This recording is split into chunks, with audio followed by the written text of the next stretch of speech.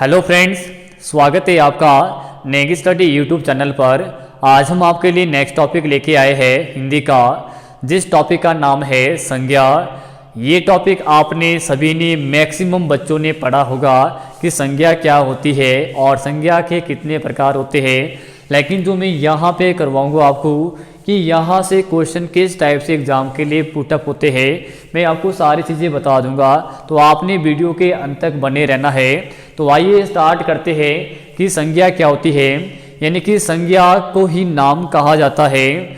और संज्ञा की अगर हम परिभाषा देखते हैं कि संज्ञा किसी व्यक्ति, वस्तु, स्थान, भाव आदि को संज्ञा कहते हैं, राइट। और संज्ञा के बिना हमारी जो पहचान होती है वो अधूरी होती है। और साथ में संज्ञा के बिना हम जो भाषा का प्रयोग भी नहीं कर सकते हैं। अगर हमारे पास संज्ञा ना होती तो हम जो भाषा का प्रयोग भी नहीं कर सकते हैं, ठीक है। इसीलिए भाषा के लिए संज्ञा का होना जरूरी है। आया सभी को समझिए। नेक्स्ट आगे बात करते हैं कि अगर हम इसको इस वे पे देखते हैं कि अगर मैंने जैसे आइज़ को क्लोज किया है, मुझे अभी कुछ नहीं दिख रहा है। जैसे मैं आइज़ को खोलता हूँ तो मेरे सामने जो भी दिख रहा है वो सब कुछ क्या है, नाउन है, ठीक है। तो नाउन को जो आगे 5 कैटेगरी में इसको डिवाइड किया गया है कि किसको पर्टिकुलर में रखना है, यानी कि किसको जो व्यक्तिवाचक संज्ञा में रखना है, और किसको जो जातिवाचक में रखना है, और किसको जो द्रव्यवाचक में, और किसको जो समूहवाचक में, और किसको भाववाचक में रखना है, ठीक है। जो भी हमारे आंखों के सामने है, टेबल है, ठीक है, चेयर है, मार्कर है, पेन है, ठीक है। ये सारी चीज़ें, किसी भी जगह का नाम ले लो आप, किसी भी रिवर का नाम ले लो आप, तो उनको जो 5 कैटेगरी में डिवाइड किया गया है कि किसको जो पर्टिकुलर में रखना है, और किसको जो कॉमन नाउन पे रखना है, और किसको जो मैटेरियल में रखना है, और किसको जो कलेक्टिव नाउन में रखना है, और किसको जो एब्स्ट्रैक्ट नाउन में रखना है, राइट। तो बात करते हैं यहाँ पे सबसे पहले कि संज्ञा के 5 प्रकार होते हैं। और 5 प्रकार में सबसे पहले बात करते हैं व्यक्तिवाचक। व्यक्तिवाचक संज्ञा वो संज्ञा होती है जिसमें पर्टिकुलर व्यक्ति, वस्तु, स्थान का बोध किया जाता है, उसको बोलते हैं व्यक्तिवाचक संज्ञा, राइट।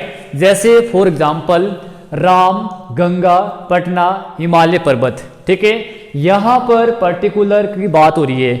अब यहाँ पे लड़का है ना राम, लेकिन यहाँ पे नाम दिया है पर्टिकुलर कि कौन है, राम।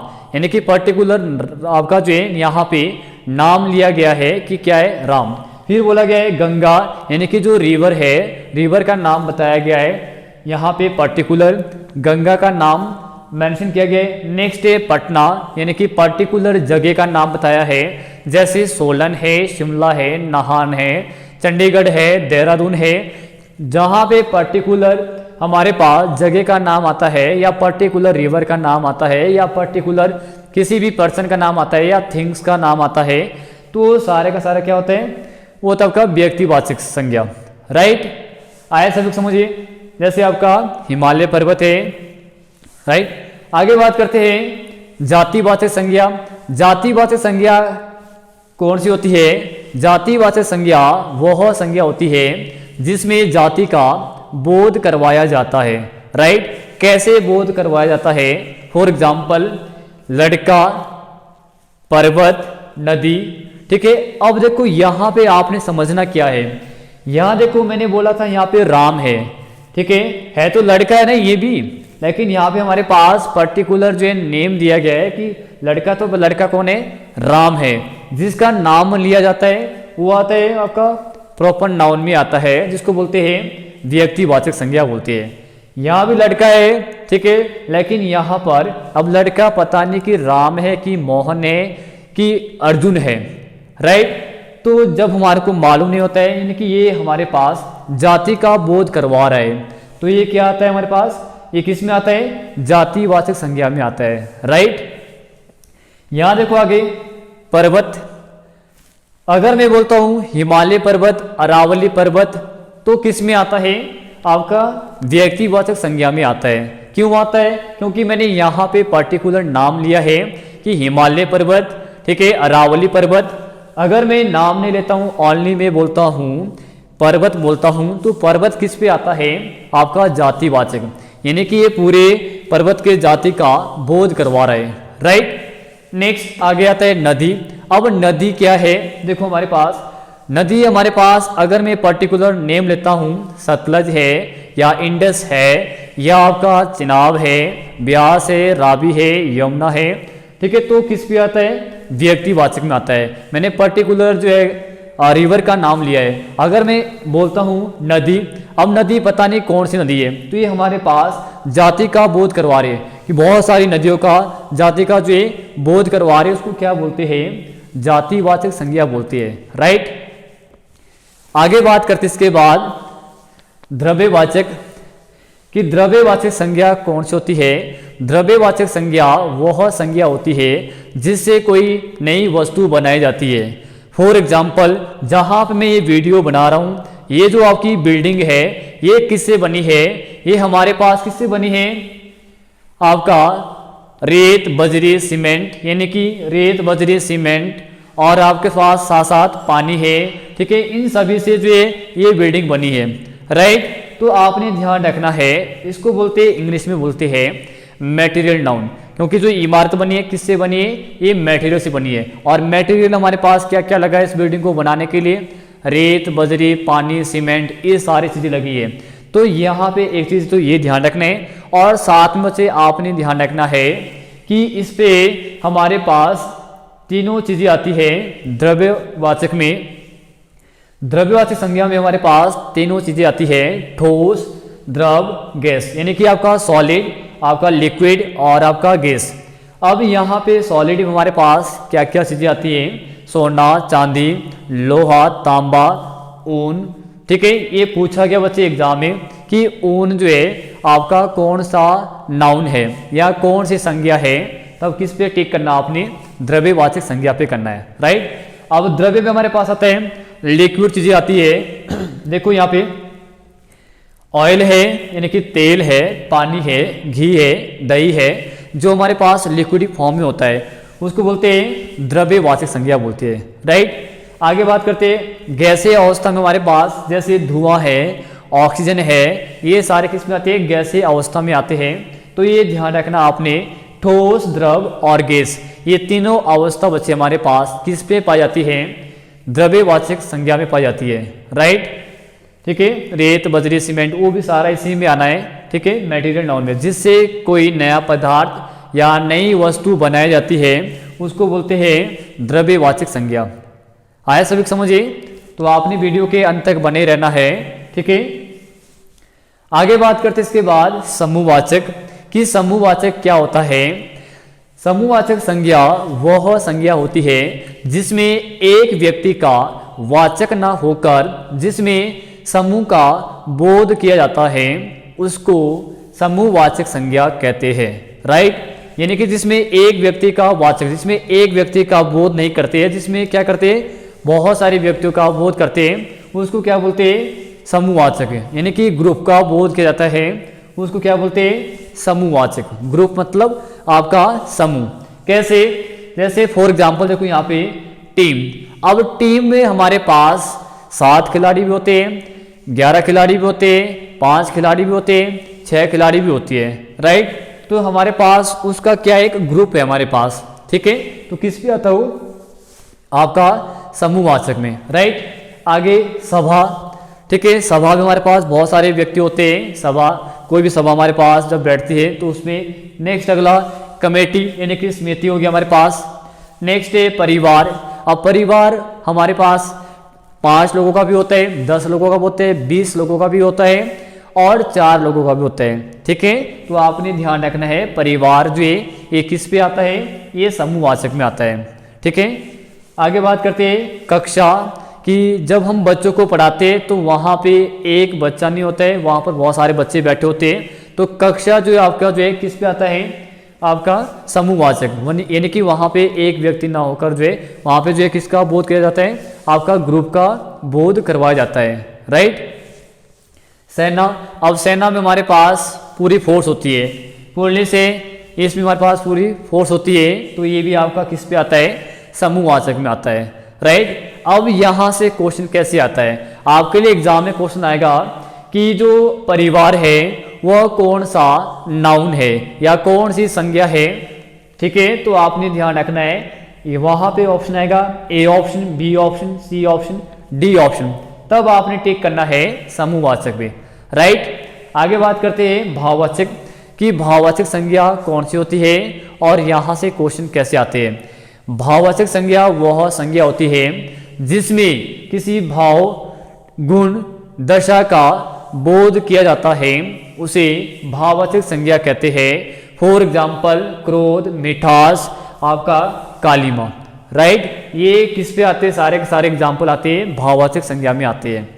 ठीक है, जिसमें हमारे पास क्वालिटी और डिसक्वालिटी के बारे में बताया जाता है। ठीक है, या हम जो जिसको जो इंडिकेट के माध्यम से उसको जो है या फीलिंग के माध्यम से उसको हम इंडिकेट कर सकते हैं। राइट, तो बात करते हैं यहाँ पे कि भाववाचक से यहाँ से सबसे ज़्यादा क्वेश्चन पूछे जाते हैं एग्जाम में। क्यों? क्योंकि यहाँ से हमारे पास भाववाचक संज्ञा का निर्माण, देखो यहाँ पे ये जो आपका भाववाचक संज्ञा है, यहाँ पे ध्यान रखना है कि हम भाववाचक संज्ञा कैसे बनाते हैं।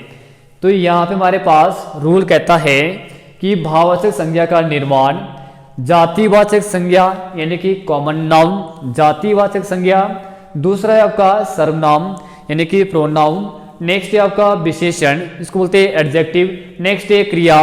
ठीक है, अवयव में आव, तो, पन, अन, इमा, ई, ता, हट आदि प्रत्यय जोड़कर किया जाता है। यानी कि यहाँ पे जो हमारे पास जातिवाचक संज्ञा है तो उससे हम भाववाचक कैसे बनाते हैं। तो जो मैंने ये स्टेटमेंट लिखी यहाँ पे, ये चीजें लिखी यहाँ पे, आव, तो, पन, इमा, ठीक है, ई, ता, हट, ये लास्ट में जो है इनके अंत में जोड़ा जाता है तो इससे हमारे पास भाववाचक संज्ञा बनती है। और जब हम शब्द के अंत में शब्दांश को जोड़ते हैं तो उसको बोलते हैं प्रत्यय बोलते हैं, और जो शब्दांश शब्द के पहले जुड़ता है उसको बोलते हैं उपसर्ग बोलते हैं। राइट, तो यहाँ पे ध्यान रखना है कि जातिवाचक से हम भाववाचक कैसे बनाते हैं। यहाँ से बहुत बार क्वेश्चन पूछे जाते हैं एग्जाम के लिए, ये बहुत ही आईएमपी है ये वाला।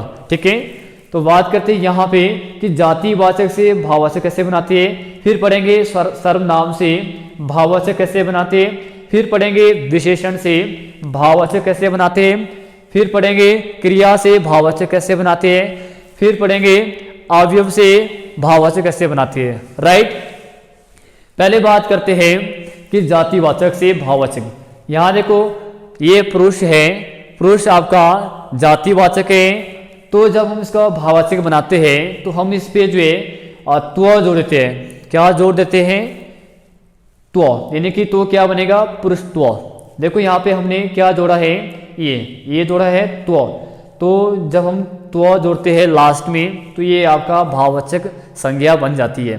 राइट, जैसे अगला एग्जाम्पल है नारी है, नारी में जब हम यहाँ पे त्व जोड़ते हैं तो ये बनता है नारीत्व बनता है।